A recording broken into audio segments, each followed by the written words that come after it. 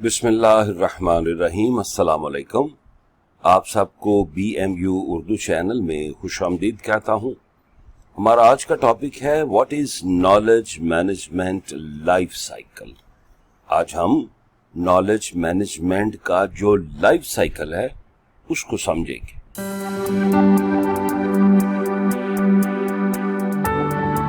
Identifying, capturing, storing and sharing, 4 points हैं। Identify करना, capture करना, स्टोर करना और शेयर करना। कि सबसे पहले नॉलेज को आइडेंटिफाई किया जिसका हमें अभी तक पता नहीं है, फिर उसको कैप्चर किया, उसको कलेक्ट किया थ्रू सर्वेज। और ये किससे आप कर रहे हैं? ये अपने उस एम्प्लॉय से कर रहे हैं जो आपका एक्सपर्ट है, ताकि उसका नॉलेज आपकी कंपनी का पार्ट बने और वो जो डाटा बैंक क्रिएट हो वो कोई और दूसरा जो एम्प्लॉई है वो इससे हेल्प ले सके। इससे टाइम बचेगा और जब आप टाइम बचाते हैं तो वेस्टेज ऑफ मनी को आप कंट्रोल करते हैं। फिर जनाब आपने स्टोर करना है अच्छे डाटा बैंक में इन द डाटा फॉर्म। फिर आप उसको ट्रांसफॉर्म करते हैं किसमें? इंफॉर्मेशन में। उसको प्योरीफाई करके उसके साथ कनेक्शन डेवलप करके और फिर आप इसको शेयर कर देते हैं विद इन ऑर्गेनाइजेशन, ताकि आपकी कंपनी की जो ओवरऑल इफेक्टिवनेस है, परफॉर्मेंस है, इंप्रूवमेंट ऑफ क्वालिटी है और कई और जो फायदे हैं वो आप ले सकें। Identifying, capturing, storing, sharing knowledge are all made easier by using a knowledge management life cycle. तो इन 4 पॉइंट्स को हम नॉलेज मैनेजमेंट का लाइफ साइकिल कहते हैं। और इस लाइफ साइकिल को जो कंपनी, जो ऑर्गेनाइजेशन अडॉप्ट करेगी वो आसानी से अपना जो सिस्टम है नॉलेज रिपोजिटरी का वो जनरेट करेगी। It typically includes 4 phases. अब इसको हम 4 फेजेस पे फोकस करके देखते हैं। सबसे पहले है आइडेंटिफिकेशन ऑफ नॉलेज, दूसरा कैप्चर, तीसरा dissemination and final one is evaluation. अब ये जो 4 पॉइंट्स हैं लाइफ साइकिल के, हम एक एक करके इसको समझते हैं। सबसे पहला पॉइंट है डिस्कवरी। डिस्कवरी फेज या डिस्कवरी का जो पॉइंट है ये KM लाइफ साइकिल का पहला पॉइंट है।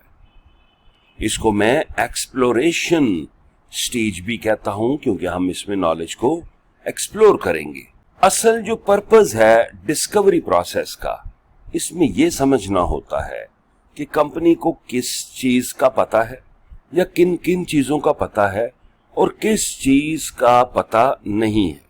और अगर एक चीज आइडेंटिफाई हो गई है कि ये हमारे इल्म में नहीं है तो उसका पता कैसे लगाना है कि इसका असल मेथड क्या है और इसको रिकॉर्ड किस तरह करना है, यह हमारा डिस्कवरी प्रोसेस में कवर होता है। अच्छा, दूसरा इसका अहम नुक्ता यह है कि डिस्कवरी फेज आप उस वक्त शुरू करते हैं कि जब कंपनी को एक प्रॉब्लम का सामना है और वो इसका सोल्यूशन फाइंड आउट कर रही है और वो ये अंदाजा लगाने की कोशिश कर रहे होते हैं कि जो दूसरी कंपनीज हैं, दूसरी ऑर्गेनाइजेशंस हैं, अगर उनको ये प्रॉब्लम आई पास्ट में तो उन्होंने उसका सोल्यूशन क्या ढूंढा और उनके पास ऑप्शंस क्या थी, किस ऑप्शन को उन्होंने पिक किया और किसकी मदद से वो जो प्रॉब्लमेटिक एक चीज है, एक फेज है, उससे वो गुजरे।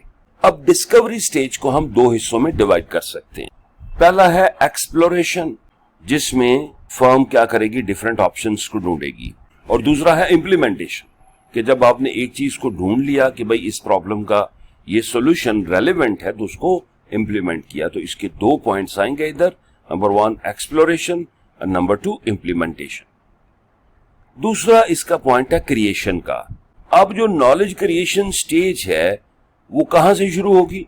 वो शुरू होगी आइडिया जनरेशन से। इस स्टेज में इंडिविजुअल सोचेगा कि वो क्या करना चाहता है और किस तरह एक चीज को सॉल्व करना चाह रहा है। अच्छा, और इसमें क्या चीजें कवर हो सकती हैं? मिसाल के तौर पे आपने एक नया प्रोडक्ट बनाया है और इम्प्रूव्ड क्वालिटी के साथ विद गुड ऑप्शंस, और आपका असल मकसद क्या है कि जो कस्टमर है उसकी जो सर्विस आप दे रहे हैं कस्टमर को, उसको इम्प्रूव करना। जब यहां पे एक आइडिया जनरेट हो गया और इसको आइडिया तो आपका इंटेंजिबल आइटम है, आपने सोचा सिर्फ, अब उसको टेंजिबल करना है, उसको बनाना है ताकि दूसरे उसको यूज कर सके, इसको टेंजिबल फॉर्म में लाना है। और टेंजिबल कौन सी फॉर्म होती है? और टेंजिबल फॉर्म ऐसी फॉर्म होती है जिसमें मैं चीज को टच कर सकता हूं। अच्छा, इसमें आप क्या करेंगे? इसमें आप फीडबैक कलेक्ट करेंगे। किससे करेंगे? स्टेक होल्डर से। आपका स्टेक होल्डर एम्प्लॉइज हैं, सप्लायर्स हैं, कस्टमर है, उससे फीडबैक लेंगे। उस फीडबैक से चीजों को आप रिफाइन करेंगे, रिफाइन करके फिर आप एक प्लान बनाएंगे और उसको इंप्लीमेंट कर देंगे। और जैसा कि आपने एक नए आइडिया से ये सारी एक्टिविटी शुरू की, तो क्या हुआ कि आपने नॉलेज को क्रिएट कर लिया, एक नया सोल्यूशन बना लिया, एक नया प्रोडक्ट डेवलप कर लिया।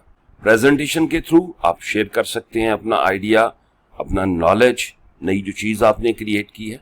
आप कोई वीडियो बना लेंगे और इस वीडियो की मदद से आप अपने साथी जो हैं या अपने जो अदर एम्प्लॉइज हैं उनको देंगे ताकि वो लर्न करें।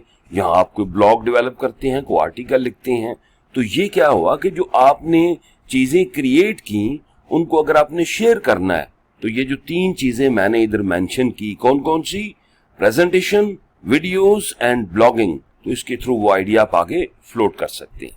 केएम लाइफ साइकिल की 3rd स्टेज है ऑर्गेनाइजेशन। ये ऐसी स्टेज होती है जो कि एक स्टेबल स्टेज गिनी जाती है, जिसमें कंपनी क्या कर सकती है कि कंपनी इंफॉर्मेशन और नॉलेज को मैनेज कर सकती है एंड नॉलेज को यूज करना इफेक्टिवली वो हुनर सीख जाती है। तो जब कंपनी में इतना कॉन्फिडेंस आ जाता है तो ऐसी स्टेज को हम ऑर्गेनाइजेशन ऑफ डाटा स्टेज का नाम देते हैं। अच्छा, अब ऑर्गेनाइजेशन जो है आपने 3 हिस्सों में डिवाइड कर लेनी है। नॉलेज इंटीग्रेशन, याद रखें, नॉलेज ऑप्टिमाइजेशन और नॉलेज मैनेजमेंट। ऑर्गेनाइजेशन में ये 3 चीजें बड़ी अहम है। अब नॉलेज इंटीग्रेशन क्या है? नॉलेज इंटीग्रेशन ऐसा प्रोसेस होता है जो इंफॉर्मेशन इकट्ठी की उसको आपने आपस में कनेक्ट करना है, और इसका तरीकाकार फॉर्मल भी हो सकता है कि एक सेट पैटर्न और मेथड के थ्रू, और इसका तरीकाकार इनफॉर्मल भी हो सकता है। तो ये आपकी नॉलेज को इंटीग्रेट करने की, नॉलेज को जोड़ने की, कनेक्ट करने की, ताकि डाटा की सेंस बने, वो स्टेज कहलाती है। दूसरा है नॉलेज ऑप्टिमाइजेशन। जब आप डाटा की वैल्यू बढ़ाना चाहें या डाटा से आप कुछ सही मानों में कोई रिजल्ट ले सकें और उस रिजल्ट की बेस पे कोई आप प्रॉब्लम सॉल्व कर सकें, तो इस स्टेज को हम कहते हैं नॉलेज ऑप्टिमाइजेशन स्टेज। ओके, तो इसमें आप मजीद रिफाइन करके और उससे रिजल्ट लेते हैं। तीसरा अहम नुक्ता है knowledge management, the process of managing existing knowledge, कि जो आपके पास नॉलेज आ गया है उसको मैनेज करने का तरीका, in order to ensure that it is used effectively.